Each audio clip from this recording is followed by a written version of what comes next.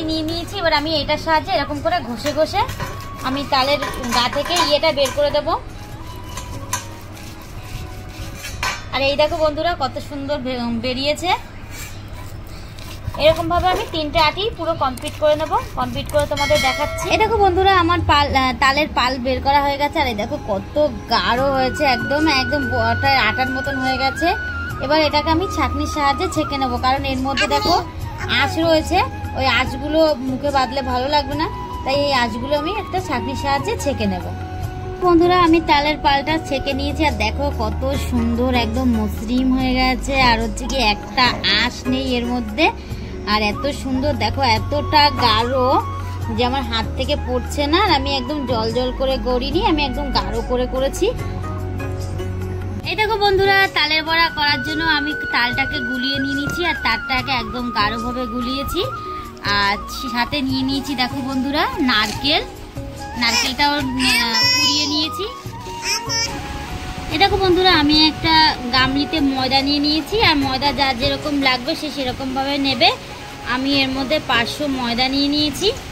আর নিয়ে নিয়েছি বন্ধুরা 1 প্যাকেট সুজি। আর এই সুজিটা আমি সবটুকু দিয়ে দেবো এর মধ্যেই,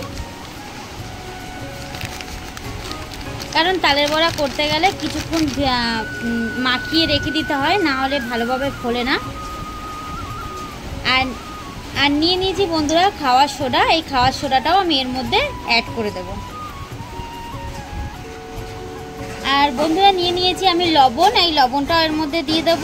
লবণটা যে যার মতো পরিমাণ মতো নিয়ে নেবে। আর এই দেখো বন্ধুরা তালের পাল নিয়ে নিয়েছি। আর দেখো কত সুন্দর গাঢ় হয়েছে তালের পালটা।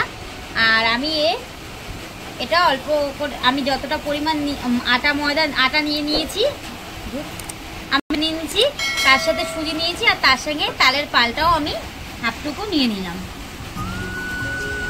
এটাকে ভালো করে মিক্সড করে নেব। আর নিয়েছি বন্ধুরা নারকেল। আর নারকেলের হাফটুকু আমি এর মধ্যে দিয়ে দেবো। আমি জল দিয়ে পরিমাণ মতো মেখে নেব। এরকম ভাবে আমি আঠালো আঠালো ভাবে মাখার পরে আমি পরিমাণ মতন চিনি দিয়ে দেবো। যেহেতু চিনিটা গলার আছে তাই আমি পরিমাণ মতন চিনিটা দিয়ে দিই। বন্ধুরা এরকম অল্প অল্প জল দিয়ে এটাকে ভালো করে মিক্সড করে মেখে নেবে। আর যেহেতু এর মধ্যে সুজি দেওয়া আছে আর আমি প্রায় 10 মিনিট রেখে দেবো, যার কারণে সুজিটা আরও ফুলে যাবে। তখন যদি জল লাগে তখন আবার একটু করে জল দিতে হবে। তো আমি এরকমভাবেই মাখবো, এর থেকে বেশি পাতলা করব না। বন্ধুরা আমার তালটা মাখা হয়ে গেছে। আর তালটা আমি একটা গামলি থেকে আর একটা গামলির মধ্যে বের করে নিয়েছি। আর বন্ধুরা বাইরে খুব বৃষ্টি পড়ছে, বৃষ্টিতে জানি না কথা কতটা শোনা যাচ্ছে। যাই হোক, আজ জন্মাষ্টমীর উপলক্ষে আজ তালের বড়া করব।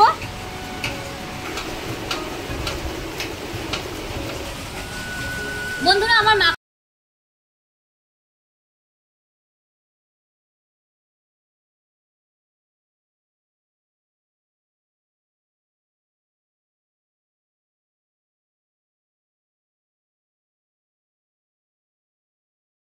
আমি আধা ঘন্টা পর ফিরে এসেছি। আর এই দেখো ব্যাটারটা কত সুন্দর মসৃণ হয়েছে আর কত সুন্দর একটা গাঢ় ভাব এসছে। এই দেখো, আর ব্যাটারটা দেখো বন্ধুরা আমি বেশি কিন্তু পাতলা করিনি আর বেশি গাঢ়ও করিনি। এই দেখো পুরো একদম ব্যাটারটা বসে যাচ্ছে। এবার আমি কড়াইটা গরম দিয়ে দিলাম। কড়াইটা গরম হয়ে গেছে আর পরিমাণ মতন কড়াইতে এখন তেল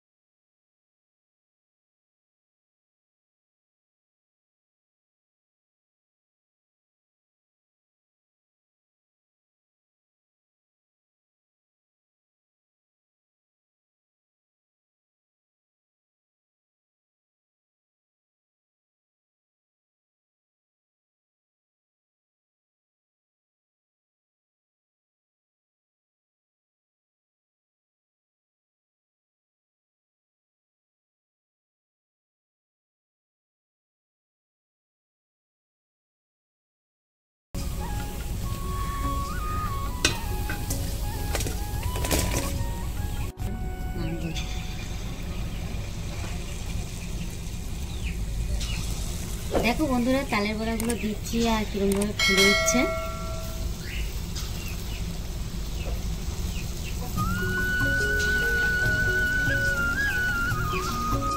এই দেখো বন্ধুরা তালের বড়া হয়ে গেছে। আর এই দেখো কত তালের বড়া হয়েছে, অনেকটা তালের বড়া হয়ে গেছে। এখন